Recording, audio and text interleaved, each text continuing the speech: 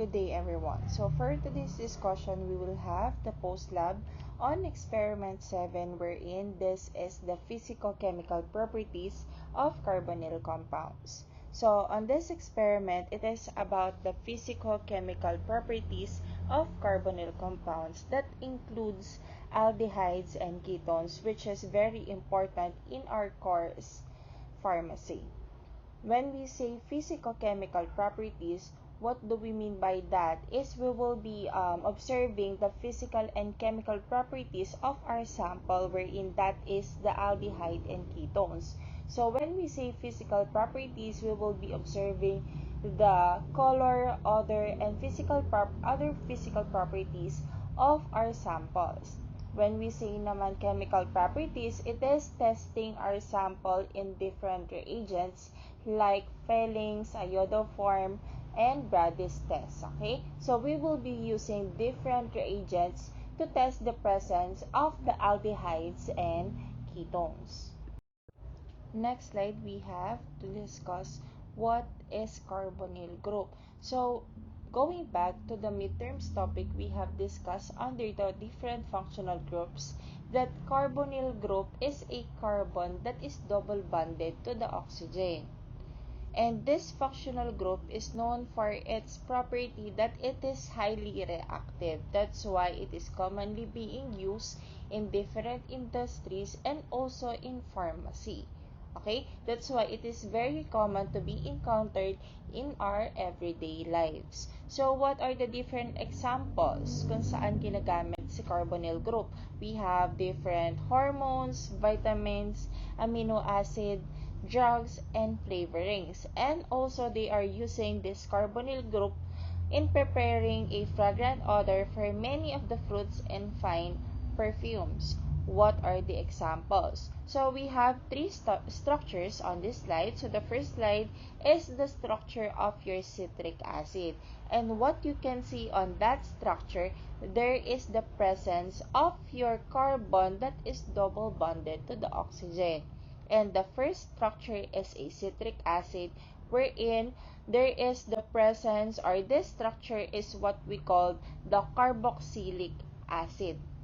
And if you will check again, as mentioned a while ago, that there is the presence of your carbonyl group wherein yun yung naka-pink font. Okay? For the second structure, we have the structure of your acetaminophen, or it is also known as the paracetamol. Wherein, if you will check this one, there is also the presence of your amide on this structure. Okay? So, it is being used in pharmacies. For the citric acid kasi, they've been using it also as a flavorant. Then, in different foods and drugs. For the acetaminophen, it is a drugs that is being used commonly in our daily living as a treatment for flu. And for the last structure that we have on this slide, we have the Dacron. So this Dacron is a brand of polyester fiber that is used in preparing a cushion and mattresses. So for this structure, if you will check this one, there is the presence of your carbonyl group.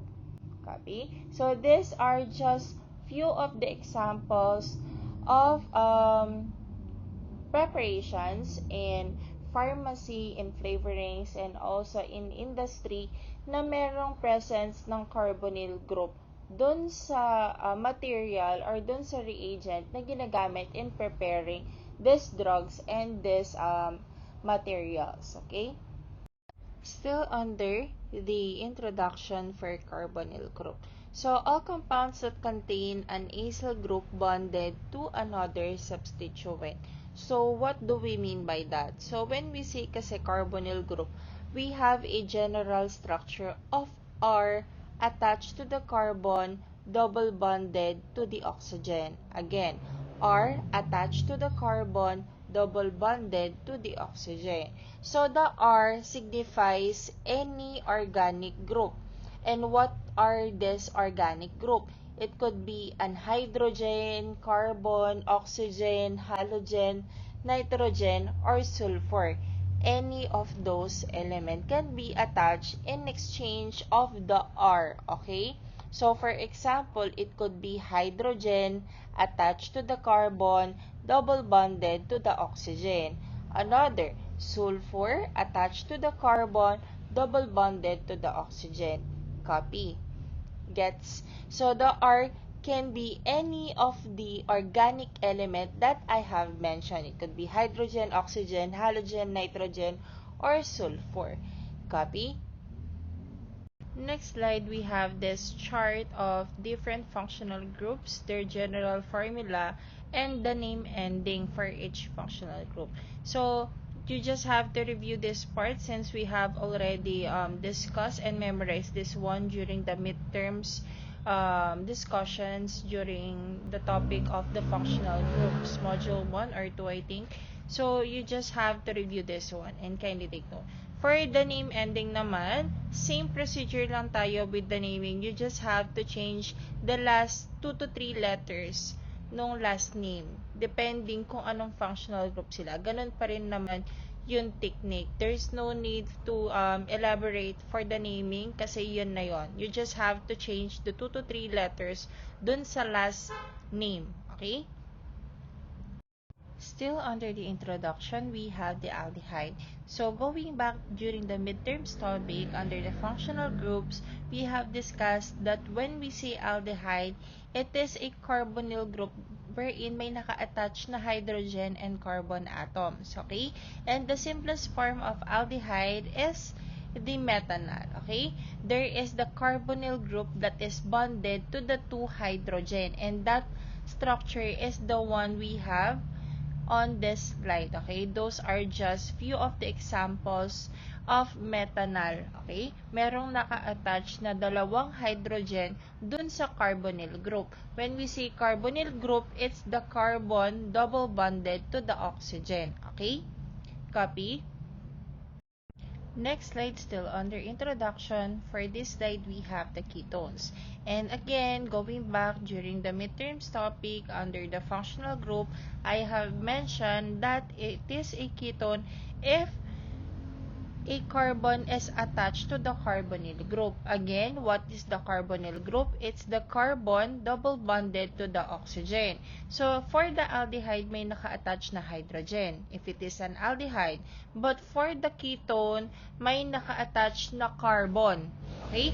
Again, kapag aldehyde, may naka-attach na hydrogen dun sa carbonyl group. But if it is a ketone, may naka-attach na carbon dun sa carbonyl group. Okay? And the simplest type of ketone is known as the propanone. Okay? And two examples of ketone. For this slide, we have these two structures. The first one is the progesterone and the second one is the testosterone. Okay? Gets ba? If you will look for the carbonyl group, may naka-attach na 2 carbon. Okay? Ayun, dito sa may first photo, dito sa may baba, meron kang dalawang carbon na naka-attach. Same dun sa second photo, dito sa may left side babang part, that is your carbonyl group attached to the 2 carbon atoms. Gets? Next slide, let's discuss what is acetaldehyde. In terms of the physical properties, it can be described as a colorless, flammable liquid that is being used in making an acetic acid, and also they've been using this acetaldehyde in preparing perfumes and flavors. And it is normally can be found in fruits, smoke, and exhaust. Okay? Other properties, for the boiling point, it has a boiling point of 20.8 degrees Celsius and it is miscible or soluble in many solvents such as water, ethanol, ether, benzene, and acetic acid. Pero, if you will be using chloroform, it is slightly soluble lang. Okay? And also, you have to take note that this acetaldehyde has a narcotic action. What do we mean by narcotic action? It can cause a numbness with sleep-inducing activity, okay? Wherein it could lead to the irritation of mucous membrane once the patient is immune or commonly exposed to acetaldehyde, okay? In terms of the chemical formula naman, acetaldehyde has a chemical formula of C2H4O. Okay? Copy. Next slide, let's have the benzaldehyde. So, benzaldehyde is an aromatic aldehyde with almond odor. So, yung almond odor niya is a very distinct or key indicator or identifier that it is benzaldehyde. Okay? So, once you have smelled that almond-like odor, automatic benzaldehyde siya. Okay? So, this benzaldehyde is commonly being used for flavoring, fragrance, and also they're using this one in preparing cosmetics. Okay? For the properties naman, it has a molecular weight of 106.124 grams per mole. And for the boiling point, it has 179 degrees Celsius. Okay? If we will compare the boiling point of benzal to the acetal, much higher si benzal than the acetal. Okay? For the solubility or miscibility of benzal to solvents, it is miscible or soluble to all organic solvents. So, what are these examples of organic solvents? So, we have alcohol, ether, fixed oils, and volatile oil. And also, you have to take note that it is soluble in liquid ammonia. Okay? So, kindly take note then that the aromatic structure of this benzaldehyde is more stable compared to the others. Okay? Like dun sa acetaldehyde. Okay? And also, you have to take note that benzaldehyde is is the volatile component of the urine. Okay? Next slide, we have acetone. So, acetone is described as a colorless, highly volatile, and flammable organic solvent. Okay? So, it can be found naturally in plants and also it is present in human metabolism during the ketoacidosis. So, what is ketoacidosis? So, ketoacidosis refers to the diabetic ketoacidosis or the DKA. Okay? So, it is one of the complication of those patients with type 1 diabetes and it is also considered as a life-threatening condition because yung ketones sa body can spike up and also yung blood sugar. That's why it is considered as life-threatening condition. Okay? Another, it is being used or this acetone is being used as nail polish remover. Yun yung pinangtatanggal nila ng cutex sa kamay. Okay? So, it is also being used as industrial solvent. Okay? So, overexposure to acetone can lead to liver toxicity because it has an hepatotoxic effect. Hepatotoxic effect. Okay? So, you must avoid to be exposed lagi with the use of acetone because of this side effect na liver toxicity. O kaya, you can use some face mask if you know that there will be a prolonged use of acetone. Okay? Next one, we have the acetophenone. So, acetophenone has a chemical formula of C8H8O and it is a colorless liquid with a pleasant odor like orange-like odor. It is commonly found in chicory and also being used as a flavoring for the perfumes and soap and also as a solvent in preparing plastics and resins. Okay? For the properties naman, it has a molecular weight of 120.151 grams per mole and it has a boiling point of 20 degrees Celsius. Okay? In terms of the solubility naman, if you are going to use water and concentrated sulfuric acid, therefore it is slightly soluble with these two solvents. And also, there is a change in color to turn to orange color. Okay? If you are going to use naman organic solvents such as alcohol, chloroform, ether, fatty oils, and glycerol, it is freely soluble naman with these organic solvents. Okay? And if you are going to use ethanol naman as a solvent, therefore it is miscible or soluble then with that. Okay? And also you have to take note that acetophenone can cause a skin irritation and eye injury if magkakaroon ng short-term exposure. Okay? Next slide, we have the 2,4-DNP or 2,4-dinitrophenylhydrazine. Okay, so this one was not done during the experiment because it is not, or the reagent is not available in the supply row. So let me just discuss this one so that you can put some data on your data and results. Okay, so this test is being used to detect aldehydes and ketones. And for you to distinguish if it is positive or negative result, you must have a color of precipitate. What color of precipitate?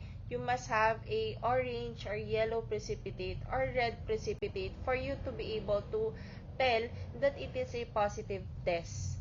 Okay? So, if it is red, therefore, the carbonyl group is aromatic. Okay? Again, if you have the red precipitate, therefore, it is a carbonyl compound that is aromatic. But if you got a yellow or orange precipitate, therefore, it is aliphatic.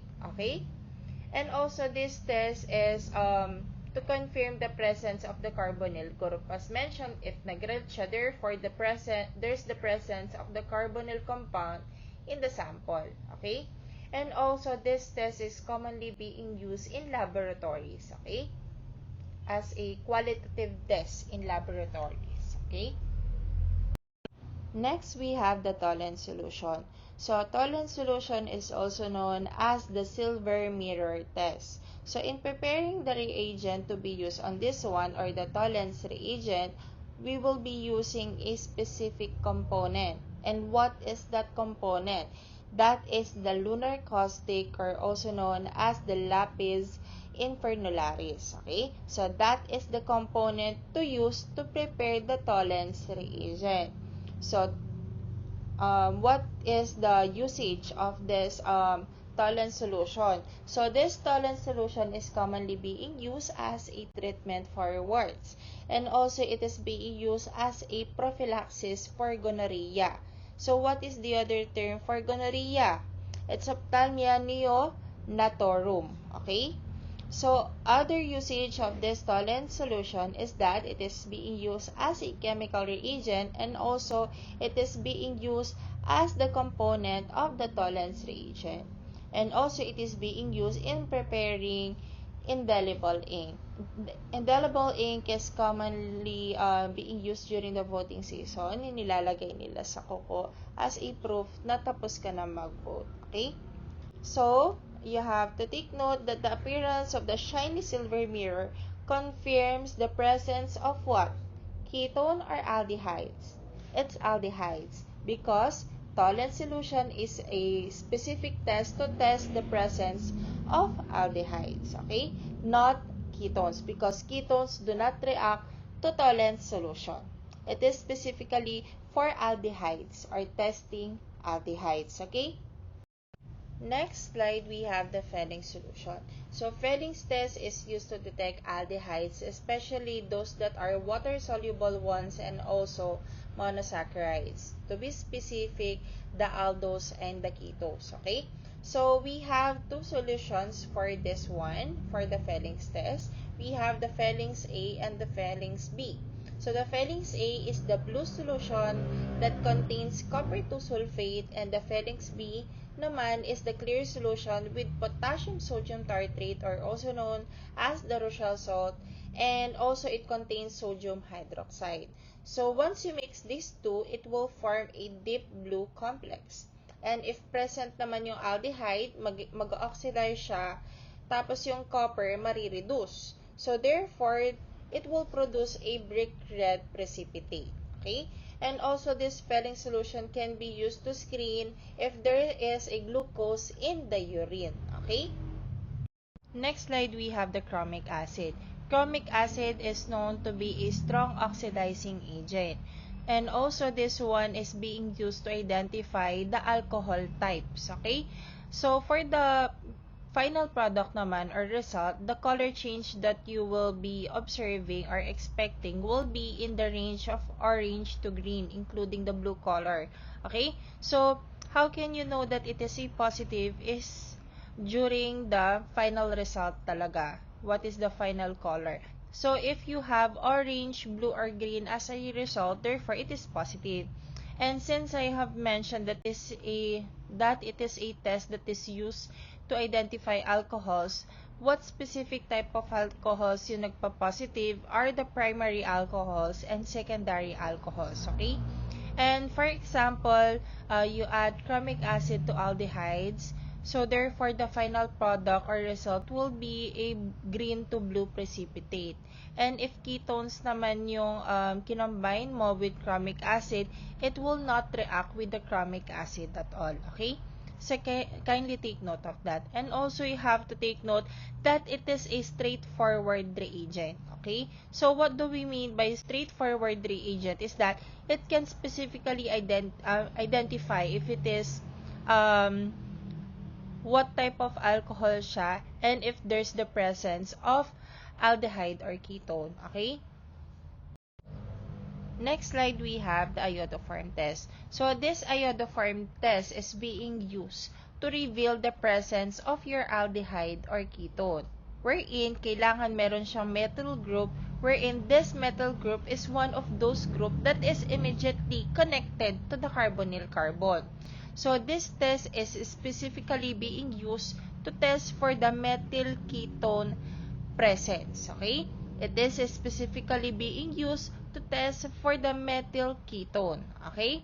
So if the aldehyde gives a positive iodoform test, then it must be the what?